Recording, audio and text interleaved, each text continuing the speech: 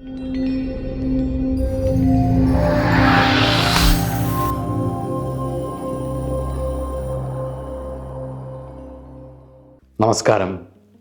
Astrology master ക്ലാസ്സിൻ്റെ പുതിയൊരു അധ്യായത്തിലേക്ക് ഏവർക്കും സ്വാഗതം. നമ്മൾ ഇന്ന് ചർച്ച ചെയ്യുന്ന സബ്ജക്റ്റ് എന്ന് പറയുന്നത് സാറ്റേൺ രാഹു കോമ്പിനേഷനാണ്.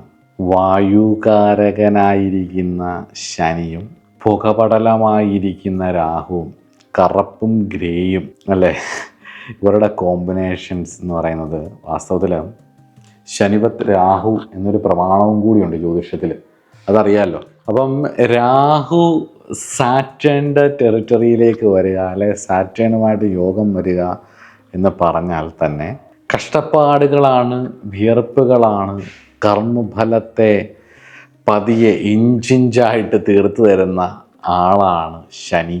ശനിയോടൊപ്പം ഈ ജന്മത്തിൻ്റെ പ്രയത്നകാരകനായിരിക്കുന്ന രാഹു വരുമ്പം സാഡായിട്ടുള്ള കാര്യങ്ങൾ, ഡിപ്രഷൻ എന്നൊക്കെ മാറ്റിയിട്ട് ദിസ് ഈസ് റിയാലിറ്റി, ഇതാണ് സത്യം, എൻ്റെ ജീവിതം ഇങ്ങനെയാണ് കടന്നു പോകേണ്ടത് എന്നുള്ള തിരിച്ചറിവ് വന്നാൽ ഈ കോമ്പിനേഷൻ വളരെ നല്ലതും ഉയർന്ന യോഗിയുടെ തലത്തിലേക്ക്, അൺമാനിഫെസ്റ്റഡ് തലത്തിലേക്ക് വളരാൻ വളരെ നല്ലതും ശക്തമായിട്ട് പ്രയത്നിക്കാനുള്ള കഴിവുമൊക്കെ വരും. എന്നാൽ അങ്ങനെയെല്ലാം വളരെ സാധാരണമായി ചിന്തിച്ചാൽ, ശുക്രൻ്റെ തലത്തിൽ ചിന്തിച്ചാൽ, അല്ലെങ്കിൽ ഭൗതികതയുടെ തലത്തിലൊക്കെയാണ് ചിന്തിക്കുന്നതെങ്കിൽ ദുരന്തങ്ങളുടെ ഒരു ഘോഷയാത്ര തന്നെ ചിലപ്പോൾ ജീവിതത്തിൽ കാണേണ്ടതായിട്ട് വരാം. കഷ്ടപ്പാടുകളിൽ നിന്നും കഷ്ടപ്പാടുകളിലേക്കുള്ള ഒരു യാത്ര സാറ്റേൺ രാഹു കോമ്പിനേഷൻ തരും. അപ്പം അത് ഇപ്പോൾ ഇവർ രണ്ടുപേരും കുറേ കാലം ഒരു രാശിയിൽ നിൽക്കും. അപ്പം അന്ന് ജനിക്കുന്നവർക്കെല്ലാം ഒരേ ഫലമാണോ എന്ന് ചോദിക്കരുത്. അവരുടെ വ്യാഴദൃഷ്ടി, അവർ നിൽക്കുന്ന നക്ഷത്രങ്ങൾ, ഭാവം, ഒരുപാട് ഘടകങ്ങളും മറ്റ് ഗ്രഹങ്ങളുടെ സ്വാധീനം, ദശ, ഈ ഒരുമിച്ച് യോഗം ചെയ്യുമ്പം രാഹുർദശയോ ശനിദശയോ ഒക്കെ വരിക, ഇതെല്ലാം കൂടെ ചേർത്തിട്ടാണ് ഇതിൻ്റെ ഒരു കൺജങ്ഷൻ്റെ ഒരു ഫലം പൂർണ്ണതയിലേക്ക് നമ്മൾ കൊണ്ടുവരേണ്ടത് കേട്ടോ. കഷ്ടപ്പാടുകളാണ്, ജീവിതത്തിൻ്റെ അനുഭവങ്ങളാണ്, തിരിച്ചടികളാണ് മെച്യൂരിറ്റിയുടെ, അതുപോലെ തന്നെ ഫോക്കസിൻ്റെ ഒക്കെ ബേസ് എന്ന് പറയുന്നത്. എക്സ്പീരിയൻസ് മേക്സ് മാൻ പെർഫെക്റ്റ് എന്നൊക്കെ പറയും ആൾക്കാർ, പറയത്തില്ല ക്ലാസ്സുകളിലൊക്കെ, നമ്മൾ എപ്പോഴും കേട്ടിട്ടുള്ളൊരു കാര്യം അതൊക്കെ. അപ്പം ജീവിതാനുഭവങ്ങളിൽ നിന്നും നമ്മളെ അനുഭവങ്ങളിലൂടെ തന്നെ ഇത് അക്സെപ്റ്റ് ചെയ്ത് തന്നെ നമ്മൾ മുന്നോട്ട് പോകുന്നതിൻ്റെ ഒരു കിടിലൻ കോമ്പിനേഷനാണ് സാറ്റേൺ രാഹു. അക്സെപ്റ്റൻസ് ആണ് അവിടെ വേണ്ടത്.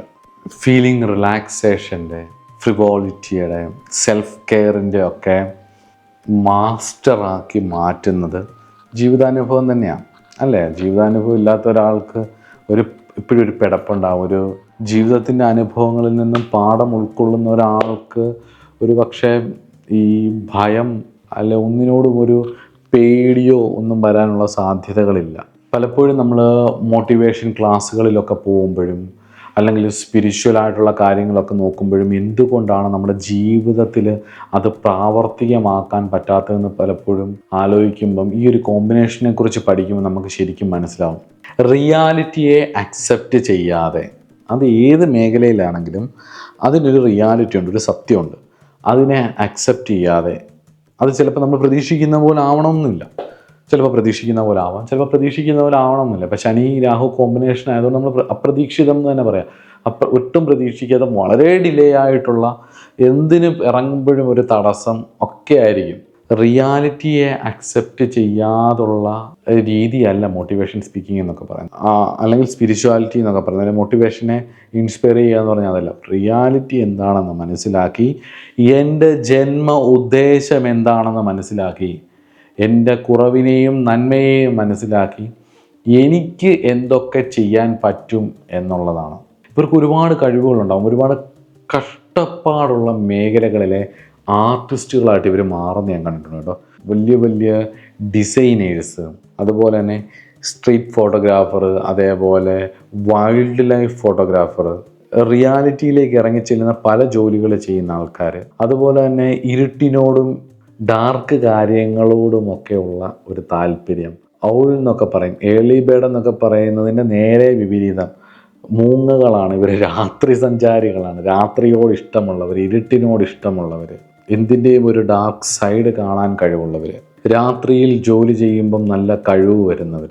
പലപ്പോഴും ഈ കോമ്പിനേഷൻ്റെ മോശാവസ്ഥ എന്ന് പറയുന്നത് ബാഡ് ബിഹേവിയർ, ബാഡ് സ്മെല്ല്, അതൊന്നും ശ്രദ്ധിക്കത്തില്ല, അതൊന്നും മൈൻഡ് ചെയ്യില്ല, ഡ്രസ്സിങ് രീതികളോടൊന്നും ഒരു ഇതുണ്ടാവില്ല.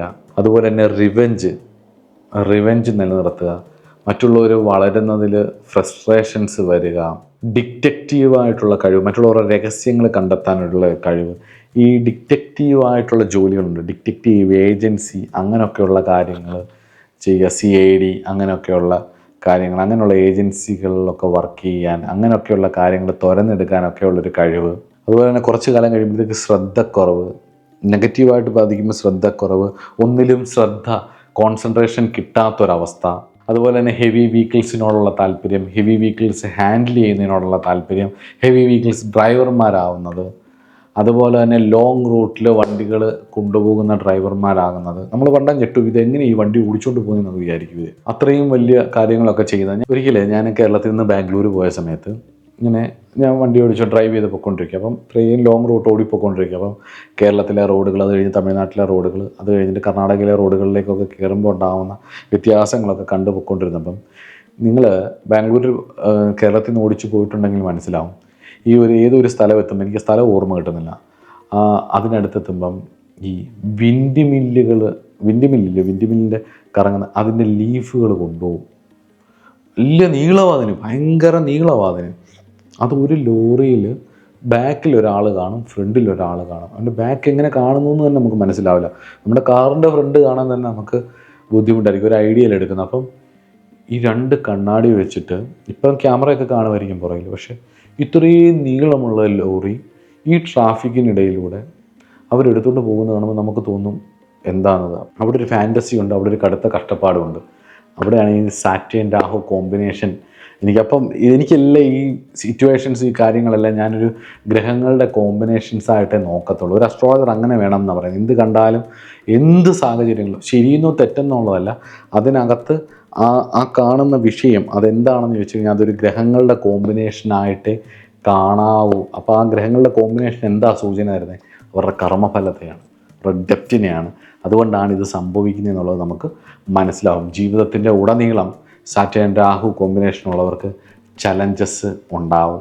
ഇതിന് പരിഹാരമായിട്ട് പറയാനുള്ളത്, റിയാലിറ്റി അങ്ങ് അക്സെപ്റ്റ് ചെയ്യുക.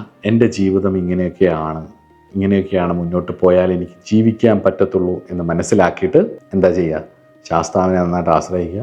അവധൂത യോഗിമാരുടെ പരമ്പരയിൽ പോകുന്ന പോലെ, അവധൂതന്മാരെയൊക്കെ കണ്ടിട്ടില്ലേ? നമ്മൾ ഞെട്ടിപ്പോകും. ഒരു ഫാൻറ്റസി കാണും ഇവരുടെയൊക്കെ ഇടയിൽ. ഇപ്പം പ്രഭാകര സിദ്ധയോഗികളെക്കുറിച്ച് പറയുമ്പോൾ രാഹുവിൻ്റെ കാരകത്വത്തിലുള്ള കുറേ ഫാൻറ്റസികളും, അതേപോലെ തന്നെ ശനിയുടെ കാരകത്വത്തിലുള്ള മഹാതപസ്യായിട്ടുള്ള ഒരു അവധൂതനെയും നമുക്ക് ഒരുമിച്ച് കാണാം അവിടെ. അപ്പം ഇതിൻ്റെ ഒരു കോമ്പിനേഷൻ വരുമ്പം അവധൂതന്മാരെ പോലുള്ളവരെ കാണാൻ പറ്റും. അവരിൽ നിന്നും അനുഗ്രഹങ്ങളൊക്കെ മേടിച്ച് നിത്യേന ധ്യാനവും ജപവും ഒക്കെ ആയിട്ട് മുന്നോട്ട് പോവുക. അതിനോടൊപ്പം തന്നെ റിയാലിറ്റിയും അക്സെപ്റ്റ് ചെയ്ത് മുന്നോട്ട് പോവുക. ഇത്രയാണ് സാറ്റേൺ രാഹു കോമ്പിനേഷൻ. അത് ഏത് രാശിയിൽ ഏത് ഭാവത്തിൽ വരുന്നു എന്നുള്ളത് നോക്കുക. രാഹു നിൽക്കുന്ന ഭാവം നമ്മൾ ഈ ജന്മത്തിലെ ഫ്രീ വില്ലാണ്, പ്രസൻറ്റ് ലൈഫാണ്, നമ്മൾ വർക്ക് ചെയ്യേണ്ടതാണ് എന്നുള്ളത് കൊണ്ട് തന്നെ വീണ്ടും അതിലേക്ക് ശ്രദ്ധിക്കുക. അവിടെ കോമ്പിനേഷൻ വന്നിരിക്കുന്നത് സാറ്റേൺ ആയതുകൊണ്ട് കഷ്ടപ്പാട് കൂടെ ഉണ്ടാവും എന്നുള്ളത് ഉറപ്പിക്കുക. അതോടൊപ്പം തന്നെ എനിക്ക് വയ്യ എന്ന് പറഞ്ഞാൽ ശനി തന്നെയാണ് ലേസിനെസ്സിൻ്റെ, മടിയുടെ കാരകൻ. അതുകൊണ്ട് കഷ്ടപ്പാട് വേണോ മടി വേണോ എന്നുള്ളത് തീരുമാനിക്കും. മടി വന്നാൽ രാഹു വർക്ക് ചെയ്യുന്നത് നെഗറ്റീവായിട്ടും, ശ്രമിച്ചാൽ രാഹു വർക്ക് ചെയ്യുന്നത് പോസിറ്റീവായിട്ടും ആയിരിക്കും എന്നുള്ളത് ഓർമ്മിപ്പിച്ചുകൊണ്ട് ശാസ്താവിനെയും അതേപോലെ തന്നെ ഹനുമാൻ സ്വാമിയെയും അതുപോലെ തന്നെ യോഗ നരസിംഹസ്വാമിയും യോഗശാസ്താവിനെയും സർപ്പദൈവങ്ങളെയൊക്കെ നന്നായിട്ട് പ്രാർത്ഥിച്ചുക. എല്ലാവർക്കും ഐശ്വര്യ അനുഗ്രഹം തരട്ടെ എന്ന് പ്രാർത്ഥിക്കുന്നു. അടുത്ത ക്ലാസ്സിൽ രാഹുവും വീനസുമായിട്ടുള്ള കോമ്പിനേഷൻ പറയാം. അടുത്ത ക്ലാസ്സിൽ കാണാം. നമസ്കാരം.